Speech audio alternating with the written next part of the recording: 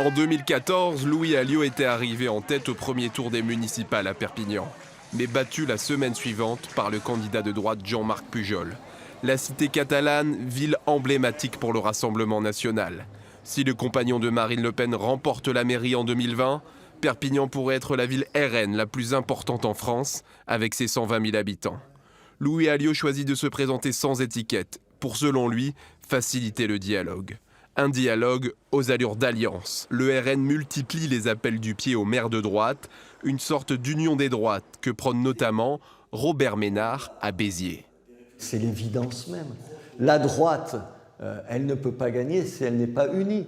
Les Républicains, vous avez vu quand même, ça n'a pas été un gros succès, c'est le moins qu'on puisse dire, ils font 8%. Marine Le Pen et le Rassemblement national tout seuls, ils ne peuvent pas gagner. Ils ne peuvent pas, ni les uns ni les autres, ils ne peuvent gagner qu'ensemble. Dans les villes de plus de 20 000 habitants, le Rassemblement national présentera des candidats issus du parti. Mais pour des communes moins importantes, le RN pourra soutenir des têtes de liste issues d'une autre famille politique.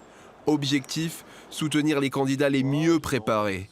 Car depuis 2014, plus d'un tiers des conseillers municipaux Front National ont démissionné de leur poste. On s'est rendu compte qu'à la fin, ils n'avaient pas les compétences, ils n'avaient pas le niveau pour poursuivre. Là, maintenant, il y a un système de formation qui a été mis en place directement par le Rassemblement national, avec des cadres de Nanterre qui se déplacent, qui viennent chez nous, qui viennent former, nous, les cadres départementaux, et à nous de répercuter après. On fait des formations régulièrement, tous les vendredis, tous les 15 jours, suivant des thèmes bien précis.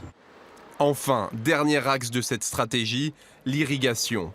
Partir des villes conquises en 2014 pour gagner les communes aux alentours qui ont largement voté RN aux européennes. C'est par exemple le cas à Beaucaire, dans le Gard. Étendre la vague bleue jusqu'à Bellegarde ou Jonquière-Saint-Vincent et prendre la communauté de communes Beaucaire Terre d'Argence, aujourd'hui socialiste. Les élections municipales, une première marche pour le Rassemblement national avant les départementales et les régionales en 2021.